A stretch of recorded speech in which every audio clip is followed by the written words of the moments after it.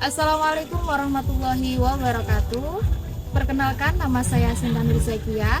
Saya mahasiswi Magister Pendidikan Islam Anak Usia Dini, dan saat ini saya hendak memaparkan materi berkaitan tentang model-model penelitian hadis kontemporer dalam buku yang ditulis oleh Bapak Saifuddin Zuhri Qudsi dan juga Bapak Ali Imran.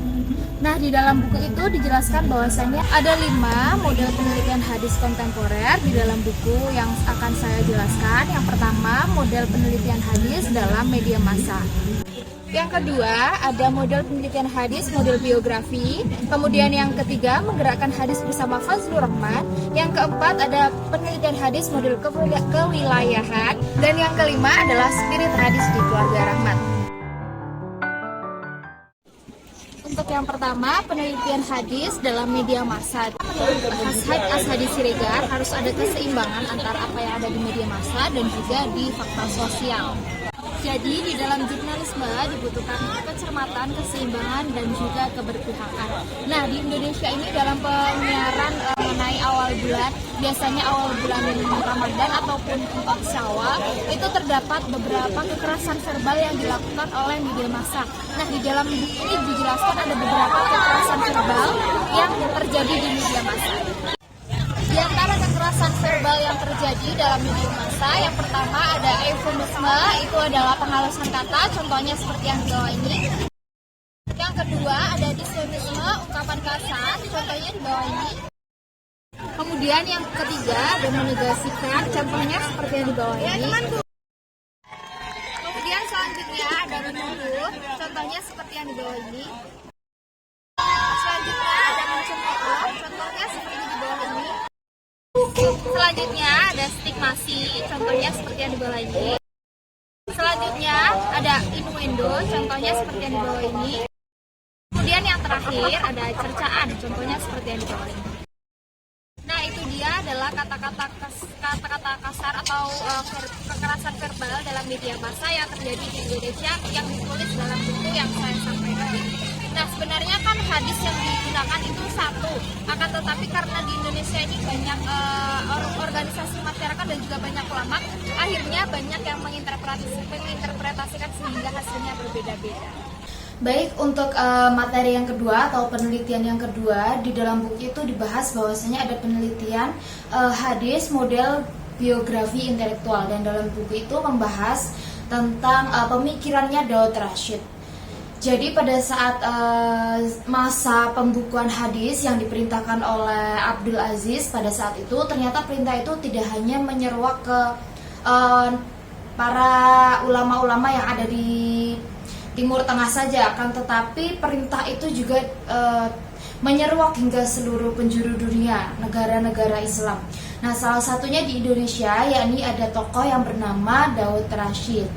Untuk yang pertama, kita di dalam buku itu dibahas tentang biografi dari Daud Rashid. Beliau lahir di Tanjung Balai, Sumatera Utara pada tahun 1962. Kemudian pendidikan beliau menempuh pendidikan di IAIN Medan saat itu ya. Kemudian untuk program sarjananya, kemudian beliau melanjutkan program magister dan doktoralnya di Universitas Kairo, Mesir. Selanjutnya untuk karir beliau setelah menyelesaikan program doktoralnya, kemudian beliau pulang ke Indonesia. Beliau mengajar di IAIN Syarif Hidayatullah Jakarta pada saat itu, dan beliau juga tercatat menjadi pengajar di IAIN Sunan Gunung Jati, Cirebon, dan masih banyak lagi karir-karir beliau yang sangat luar biasa. Lalu setelah mengenal biografi beliau, di dalam buku ini juga membahas bagaimana pemikiran-pemikiran beliau. Jadi di buku ini dibahas ada 4 pemikiran beliau. Yang pertama, bagaimana beliau memandangi hadis. Menurut beliau, hadis ini merupakan ajaran pokok kedua setelah Al-Quran ya, dan juga beliau meyakini bahwa hadis ini merupakan karunia yang diberikan oleh Allah Subhanahu wa taala melalui Rasulullah SAW. Kemudian pada pemikiran kedua, yakni pemikiran tentang ingkar sunnah, Beliau membagi orang-orang ingkar sunnah ini menjadi 3 kelompok. Yang pertama ada kelompok Al-Quraniyun, yakni di mana orang-orang yang hanya percaya pada Al-Quran, tidak percaya pada hadis. Selanjutnya adalah orang-orang yang hanya mempercayai setengah hadis, jadi sebagian hadis. Kemudian yang terakhir ada sanad manqul, yakni orang-orang yang hanya percaya pada hadis-hadis yang sanadnya bersambung. Pada pokok pemikiran yang ketiga, yakni kontekstualisasi hadis. Jadi menurut beliau ketika umat manusia atau umat Islam mendapatkan masalah atau mengalami kesusahan, seyogyanya bertanya kepada sang ahli. Kemudian dalam mengkontekstualisasikan hadis diharapkan hanya untuk orang-orang yang ahli. Jadi kontekstualisasi hadis di luar makna yang sesungguhnya itu diperbolehkan, akan tetapi hanya untuk orang-orang yang ahli dalam bidangnya. Selanjutnya menurut beliau, jadi segala sesuatu ini harus kembali kepada Allah, dinisbatkan pada Quran surat Ar-Rum ayat 41. Selanjutnya di dalam buku itu juga dijelaskan bagaimana kekurangan dan juga kelebihan pemikiran Daud Rashid. Adapun kekurangannya, yakni beliau dianggap lemah dalam memisahkan atau mengelompokkan kelompok ingkar sunnah. Jadi beliau dianggap ambivalen, mencampur adukan konsep.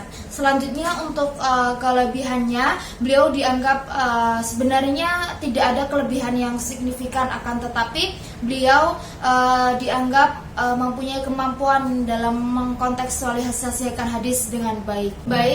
Selanjutnya pada materi yang ketiga, yakni menggerakkan sunnah bersama Fazlur Rahman.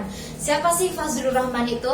Fazlur Rahman merupakan seorang ulama kelahiran dari benua Indo-Pakistan pada tahun 1919. Kemudian beliau besar dengan mazhab Hanafi rasional. Selanjutnya beliau melakukan studi di Universitas Punjab dan juga mengambil program doktoral di Oxford University. Jadi, adapun pokok pemikiran beliau yang menggelisahkan beliau pada saat itu dianggap ada kemunduran ijtihad yang menjadi salah satu penyebab kemunduran keintelektualan sarjana muslim.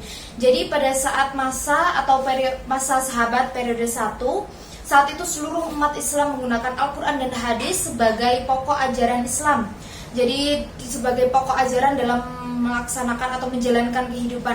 Akan tetapi setelah memasuki periode 1 akhir dan memasuki periode 2, saat itu Al-Quran dan hadis dianggap sangat kaku dan normatif.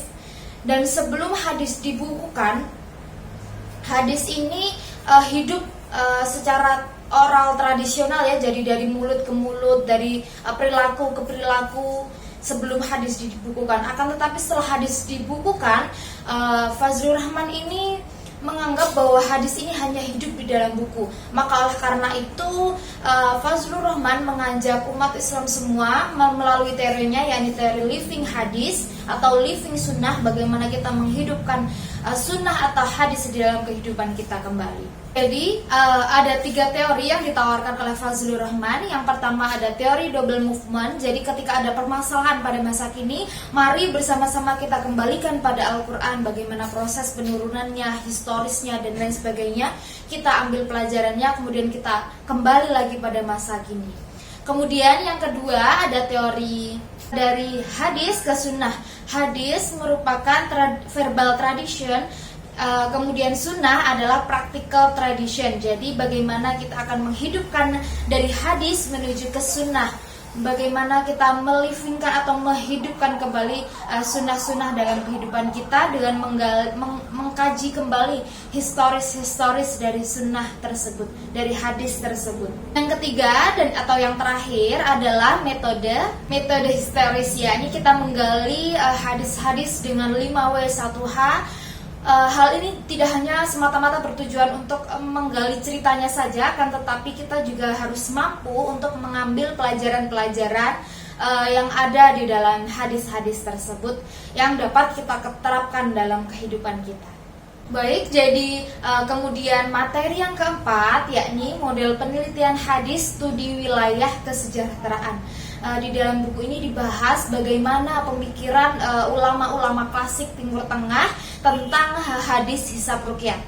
Seperti yang dibahas pada materi yang pertama, yakni sebenarnya hadis hisab ruqyat ini yang digunakan adalah hadis-hadis yang sama. Akan tetapi permasalahannya adalah bagaimana cara menginterpretasikannya itu akan menjadi berbeda-beda.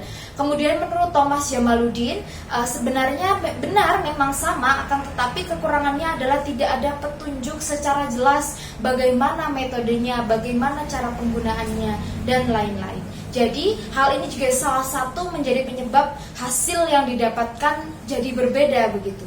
Di dalam buku ini dijelaskan ada 3 periode sejarah dalam Islam.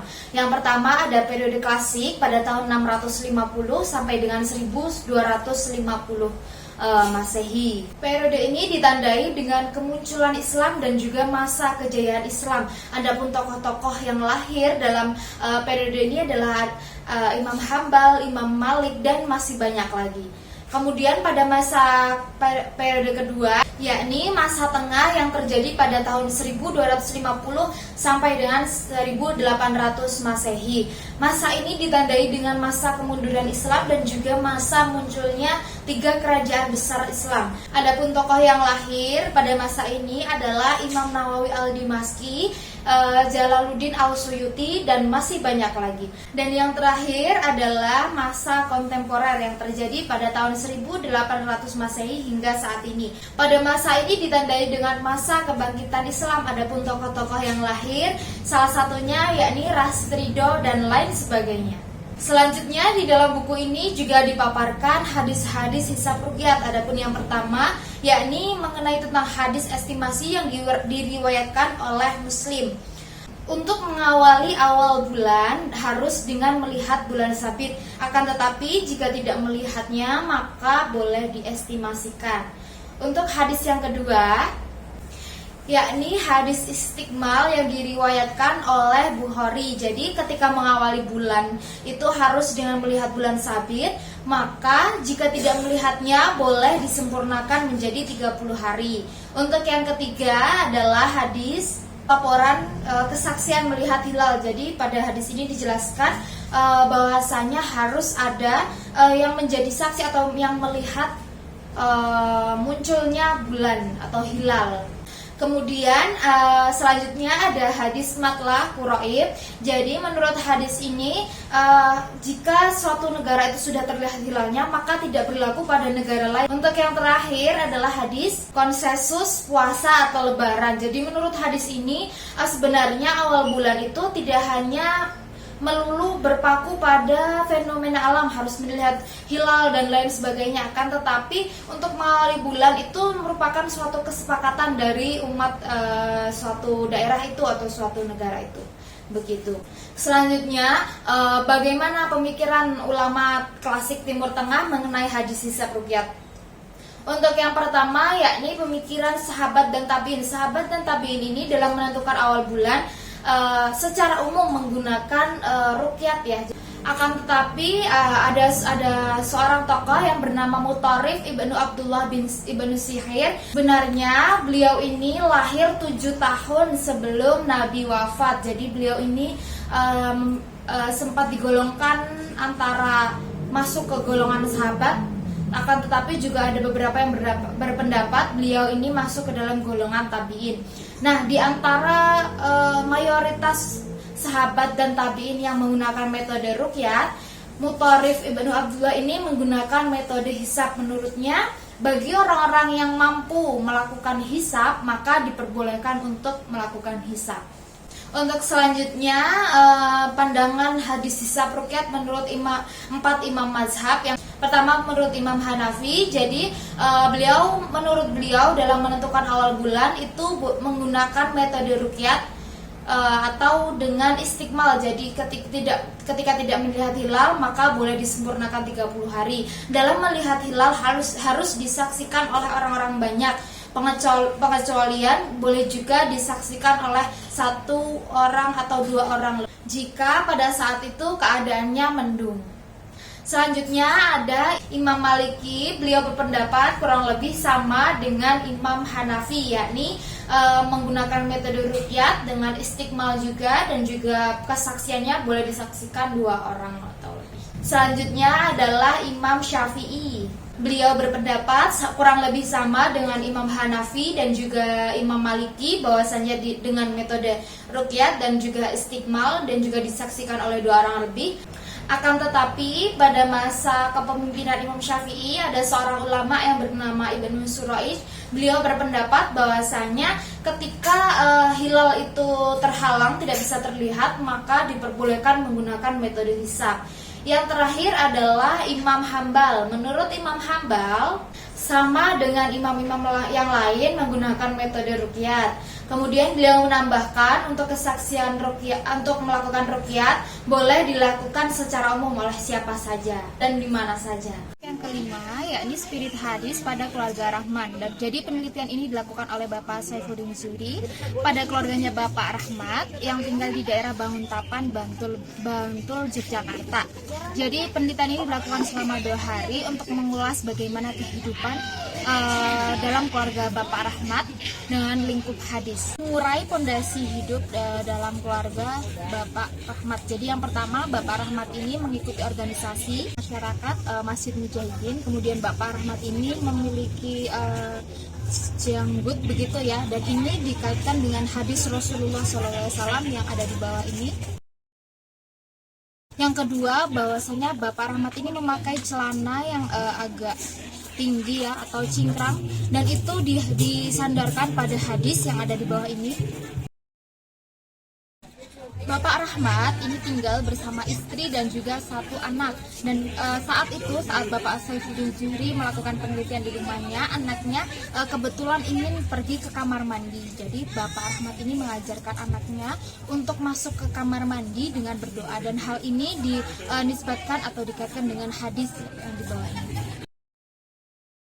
Selanjutnya, Bapak Rahmat juga mengajarkan kepada anaknya ketika masuk ke kamar mandi itu mendahulukan kaki kiri. Hal ini sebenarnya tidak dinisbatkan pada hadis manapun, akan tetapi ini dinisbatkan pada hadis-hadis ketika masuk ke dalam masjid yang mana harus menggunakan kaki kanan. Selanjutnya, pada saat itu istri Bapak Rahmat ini sedang mencuci pakaian dan ingin menjemur. Nah, seketika menjemur, istri Bapak Rahmat ini melihat di ember pakaiannya bahwa di dalam situ ternyata ada kotoran tikus. Dan kemudian istri Bapak Rahmat ini bergegas untuk pergi kembali ke tempat pencucian untuk mencuci kembali cucian-cucian tersebut.